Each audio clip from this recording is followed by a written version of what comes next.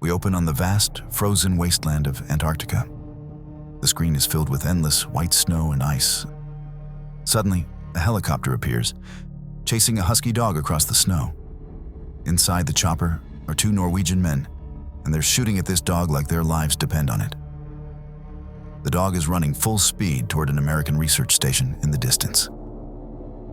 The helicopter follows the dog all the way to the American base, known as U.S. Outpost 31. The Norwegians land, and one of them continues firing wildly at the dog. He's shouting in Norwegian, clearly desperate to kill this animal. In the chaos, he accidentally drops a grenade, which explodes and destroys their helicopter. The other Norwegian is still shooting and screaming frantically. He accidentally hits one of the Americans in the leg. The station commander, Gary, has no choice. He shoots the Norwegian to protect his men. The dog trots into the camp, looking completely innocent and confused. The Americans are totally baffled. Why would these Norwegians fly all the way here, risk everything, and try so desperately to kill a dog? Something very strange is going on. We meet the crew of Outpost 31. There's McCready, the helicopter pilot with his iconic beard. He's tough, independent, and drinking alone, playing computer chess. There's Dr. Copper, the station physician. Blair is the biologist.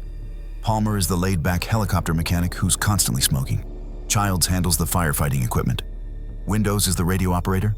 Norris is the geologist. Fuchs is the assistant biologist. Bennings is the meteorologist. Knowles is the cook. And Clark is the dog handler. McCready and Copper decide to fly to the Norwegian camp to figure out what happened. When they arrive, it's a scene of complete destruction. The place has been burned and torn apart from the inside. Bodies are everywhere. They find a large block of ice that's been melted out, with something clearly missing from inside it. They also discover the partially burned remains of something that looks vaguely human, but it's grotesquely deformed with what appears to be two faces merged together. It's disturbing and wrong. They bring these charred remains back to their base for Blair to examine. Blair begins examining the burned remains, trying to figure out what it is. That night, the husky is placed in the kennel with the other dogs. But something is very, very wrong. The lights are dim, and we see the husky in silhouette. Its head begins to split open, revealing something absolutely nightmarish underneath. Tentacles burst out. Strange appendages emerge. The other dogs go absolutely crazy, barking and howling in terror. The thing starts attacking and absorbing the other dogs, transforming them into grotesque mutations. Clark hears the commotion and alerts the others. McCready and Childs arrive with flamethrowers. They see this mass of writhing flesh, tentacles, dog heads, and nightmare biology all fused together. McCready doesn't hesitate. He torches the creature with the flamethrower. It shrieks and burns, but even in death, it's horrifying. Blair examines the remains of the dog thing, along with the burned corpse from the Norwegian camp. He makes a terrifying discovery. This organism is extraterrestrial. It's some kind of alien that perfectly imitates other life forms at the cellular level. It assimilates and copies any living thing it comes into contact with. Blair runs the numbers on his computer. If this thing reaches civilization, it could assimilate all life on Earth in just a few years. Everyone would be infected within 3 years of it reaching the mainland. The implications hit everyone hard. Blair explains that the Norwegians must have found something buried in the ice. They dug up an alien spacecraft that had been frozen for thousands, maybe millions of years. The thing inside survived, and that's what they brought back to their camp. And now it's here, at their station. Paranoia starts to set in. Blair becomes increasingly agitated, realizing that anyone in the camp could already be one of these things. You could be standing next to an exact copy of your friend and never know it. The team decides to burn the remains and increase security, but the damage is done. The seed of suspicion has been planted. Windows and Bennings are tasked with preparing the storage room for the remains from the Norwegian base. Everything seems fine at first, but then something starts moving under the blanket covering the creature. Windows steps out of the room for just a moment, and when he comes back, he finds Bennings being attacked. Alien tentacles have wrapped around him, pulling him into the organism. Windows immediately gets the rest of the team, but by the time they arrive, Bennings has already escaped through the storage room window. They rush outside into the freezing Antarctic night to find him. What they discover in the snow is nightmare fuel. Bennings is still partly himself, but his transformation is almost complete. His hands have become these hideously large and grotesque shapes, barely recognizable as human anymore. The team realizes they have no choice. They burn his remains along with the other creature parts from the Norwegian camp. It's a brutal scene, but they understand the stakes now. This thing can take over anyone, and once it starts, there's no saving the person. Blair completely loses it. In his paranoia, he destroys the helicopter, smashes the radio equipment, and sabotages the snow vehicles. He's trying to make absolutely sure that nothing, including them, can leave Antarctica. He's willing to trap them all there to protect the rest of the world. The others have no choice but to lock him in a tool shed away from the main building, where he can't do any more damage. The paranoia is consuming everyone now. No one knows who to trust. MacReady suggests they should test everyone's blood to see who's human and who's not. But then someone sabotages the blood supply in the storage locker, destroying all the stored samples. Now they can't run the test. Whoever did this is trying to prevent them from discovering who's been assimilated. The following evening, Fuchs researches how the thing can reproduce and multiply. But it is waylaid when one of the unseen infected persons disables the power in the lab. In going after it, Fuchs is killed, and his charred body is found outside in the snow a few hours later by Mac. Someone or something got to him first. Knowles returns to the camp sometime later, nearly collapsing because of the cold. He tells the others he'd found ragged and dirty clothing with Mac's name on it in the oil furnace inside MacReady's shack. Mac is locked outside and breaks the window in a storeroom to enter. He knows the team thinks he's the thing, and they're ready to eliminate him. Mac grabs a small bundle of dynamite and arms himself. He threatens to blow himself and everyone else up if they don't back away from him. The tension in the room is explosive. Childs and the others are openly rebelling against MacReady, convinced he must be the thing. Everyone's shouting, and it feels like the whole situation is about to erupt into violence. Then suddenly, Norris collapses to the floor. It looks like he's having a heart attack. Copper rushes to help him and tries to use a defibrillator to restart his heart. But when Copper applies the defibrillator paddles to Norris's chest, something horrific happens. Norris's chest suddenly opens up like a giant mouth with teeth and bites Copper's arms clean off. Everyone watches in absolute horror as Norris's body transforms. His stomach becomes a huge vertical mouth. His head detaches from his body, falls to the floor, and sprouts spider-like legs to crawl away. The men manage to burn the Norris thing, but that spider head scuttles away. Now everyone realizes that MacReady might have been telling the truth. MacReady has an idea. If the thing is trying to survive, then every individual cell should defend itself independently. He proposes testing everyone's blood with a heated copper wire. If the blood is infected with the thing, it should react to defend itself. It's a clever test based on the thing's biology. Everyone reluctantly agrees, even though it means confronting the terrifying possibility that one of them isn't human. MacReady ties everyone to a couch so no one can escape or attack during the test. He heats up a copper wire until it's glowing hot. The tension is absolutely unbearable.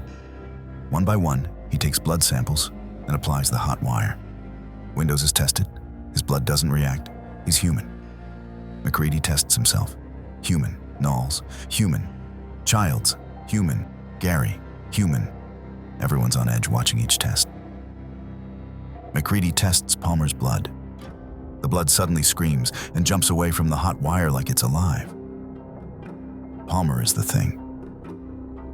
His entire body begins to change, and his head splits completely open, turning into a gigantic mouth full of teeth. At this exact moment, Mac's flamethrower jams. The Palmer thing lunges at Windows and bites down on his head. It's chaos. Everyone's screaming, still tied to their chairs. Mac finally gets his flamethrower working and blasts the Palmer thing with fire. The creature, now fully ablaze, crashes through the wall of the building and tumbles out into the snow outside. Mac follows it outside and throws a stick of dynamite, blowing up the Palmer thing to ensure it's eliminated. But there's still a problem. Windows has been bitten. The thing is starting to assimilate his body. MacReady immediately incinerates him with the flamethrower. The Palmer thing burns and shrieks, but it's finally destroyed. Now they know the test works, but they also realize Blair has been alone in that tool shed for a long time. They go to check on him, worried about what they might find. When they reach the shed, Blair is gone. They find a massive tunnel dug beneath the shed, leading to an underground space. Blair has been very busy. He's been building a small spacecraft using parts from the station, preparing to escape Antarctica and reach the mainland. MacReady realizes they're running out of time. If the Blair thing finishes that craft and gets away, the entire world is doomed. He makes a decision. They need to destroy the entire station and everything in it. It's the only way to be sure. They'll use dynamite to blow up the whole place and burn it to the ground. It's a suicide mission, but it's necessary. As they prepare the explosives, Childs disappears. He was supposed to be guarding the door, but he's just gone. Now it's just MacReady, Gary, and Knowles left. They start placing dynamite throughout the facility and setting fires. The station begins to burn and explode around them. Gary is attacked and eliminated by the Blair thing in the underground area. Knowles also disappears, likely taken by the creature. MacReady is alone now. He faces the Blair thing, which has now transformed into a massive creature that's an amalgamation of multiple life forms. It's enormous, with parts of Blair, the dog, and who knows what else all fused together. MacReady doesn't run. He faces this monstrosity and throws dynamite directly at it. The explosion is massive, blowing the creature to pieces and destroying the underground area. The entire research station is now engulfed in flames. MacReady stumbles outside into the freezing Antarctic night, exhausted and likely dying from exposure. MacReady sits down in the snow, watching the base burn. He's probably going to freeze to death within hours. Then, out of the darkness and snow, Childs appears. He claims he got lost chasing after something he thought he saw in the storm. The two men look at each other. Neither trusts the other. Neither says it out loud, but they're both thinking the same thing. Is the other person human? Or the thing? They sit down together in the snow, both exhausted. MacReady has a bottle of whiskey, and they share it. They don't have the energy to fight anymore. They're going to freeze to death out here either way. The fire continues to burn behind them. Neither confirms whether they're human. The movie ends on this perfectly ambiguous note, with two figures sitting in the snow as the flames consume the station behind them. And that's The Thing. What an absolute masterpiece of paranoia and body horror. This film is brilliant because it's not really about the monster. It's about trust breaking down completely. When anyone could be the enemy, when your friend could be wearing your friend's face, how do you know who to trust? You can't, and that's what makes it so terrifying. The director John Carpenter created something special here. Rob Bottin's practical effects are still jaw-dropping today, over 40 years later. That chest defibrillator scene, the dog kennel transformation, the spider head, all of it was done with practical effects, puppets, and animatronics. No CGI. Just incredible craftsmanship and nightmare fuel. The ending is perfect too. Carpenter never tells us if MacReady or Childs is the thing. There are fan theories about the breath vapor, about the bottle they share, but nothing is confirmed. They're just two men waiting to freeze to death. And we'll never know if humanity's last defense against this creature succeeded, or if the thing is waiting for rescue.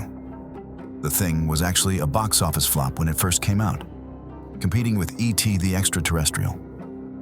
Audiences in 1982 wanted a friendly alien, not this nightmare. However, over time, it has been recognized as one of the greatest horror films ever made. It's a masterclass in tension, paranoia, and practical effects. What do you think? Is MacReady or Childs the thing at the end? Or are they both human? Let me know your thoughts in the comments. And if you enjoyed this recap, don't forget to like it and subscribe for more scary movie and TV breakdowns. Thanks for watching, and I'll see you in the next one.